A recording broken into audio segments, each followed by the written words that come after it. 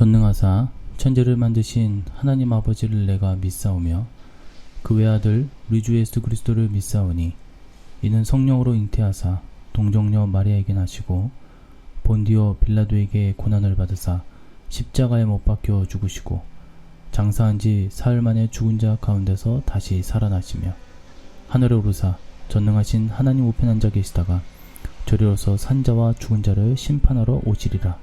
성령을 믿사오며 거룩한 공예와 성도가 서로 교통하는 것과 죄를 사하여 주시는 것과 몸이 다시 사는 것과 영원히 사는 것을 믿사옵나이다. 아멘. 베스도가 배석자들과 상의하고 이르되 내가 가이사에게 상소하였으니 가이사에게 갈 것이라 하니라. 아멘. 할렐루야. 오늘은 사도행전 25장 12절 말씀 중심으로 바울의 상소에 대한 베스도의 태도입니다. 이것은 세상 주권자들이 행할 일 두 번째 부제로 나오는데, 지난 시간의 내용을 다시 재점검해보게 되면 총독 베스도가 유대인들을 의식하여 아무 죄도 없는 바울을 붙잡아 두고 다시 자기에게 재판을 받을 것인지를 물어보았습니다.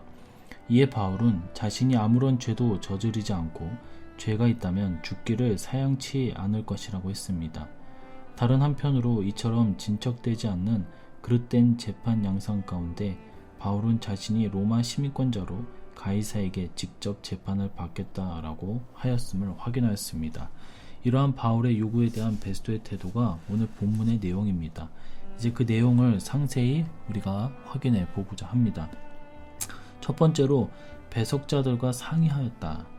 12절에 보니까 베스도가 배석자들과 상의하고, 이는 전문가들의 자문을 구한 것을 의미합니다.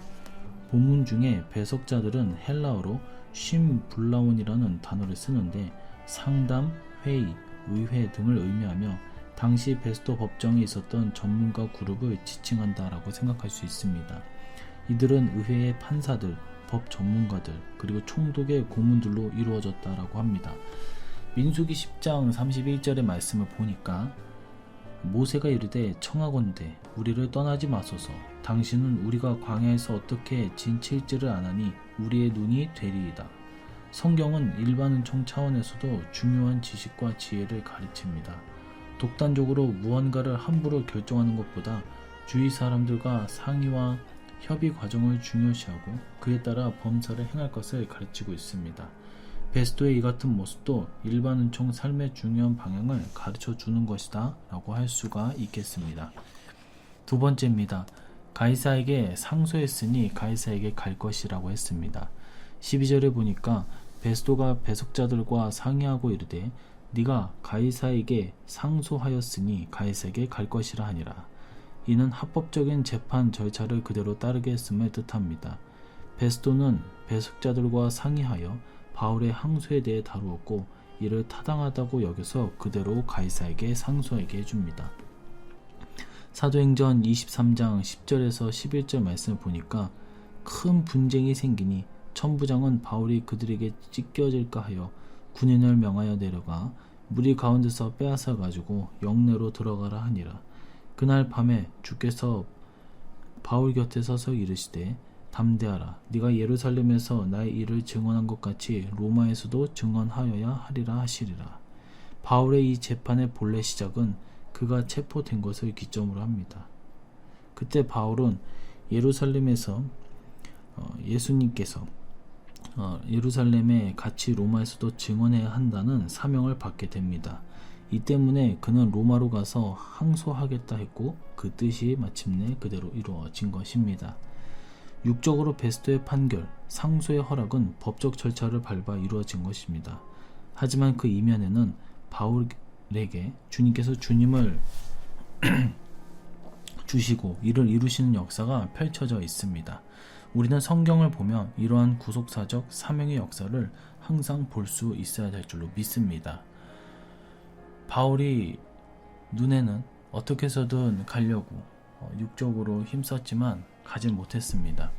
그러나 이 재판과 바울 앞에 고난과 고통이 찾아왔지만 사람의 눈에는 그것이 고통과 고난과 또 바울을 괴롭히고 또 세상 사람들을 이기는 것 같지만 결국 그 과정 속에서 하나님은 선을 또 이루시고 또 복음을 전파하기 위해서 로마로 바울의 발걸음을 인도하셨다라는 것은 오늘 보게 됩니다.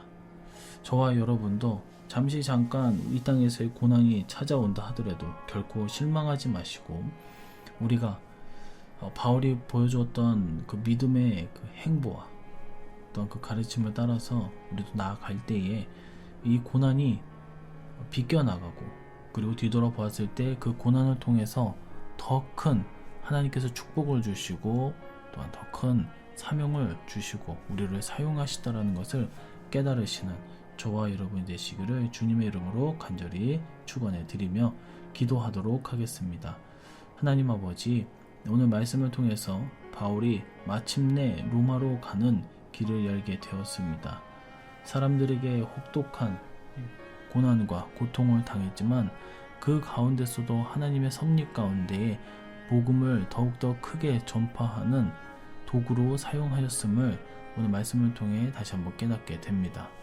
우리의 삶에서 바울과 같은 존재가 되게 하여 주시옵시고 또 바울과 같은 사람을 만났을 때에 순종과 범사로 그를 섬기고 또한 그가 더욱더 일을 할 수 있도록 우리가 헌신하고 봉사하는 이성육의 모든 성도님들이 될 수 있도록 은혜를 내려 주시옵소서. 함께 주실 것을 믿사오며 다시 오실 예수님의 이름으로 기도드리옵나이다. 아멘. 주기도문으로 새벽 예배를 마치도록 하겠습니다. 하늘에 계신 우리 아버지여, 이름이 거룩히 여김을 받으시오며 나라의 임하옵시며 뜻이 하늘에서 이룬 것 같이 땅에서도 이루어지이다. 오늘날 우리에게 일용할 양식을 주옵시고 우리가 우리에게 죄 지은 자를 사하여 준 것 같이 우리 죄를 사하여 주옵시고 우리를 시험에 들게 하지 마옵시고 다만 악에서 구하옵소서. 대개의 나라와 권세와 영광의 아버지께 영원히 있사옵나이다. 아멘.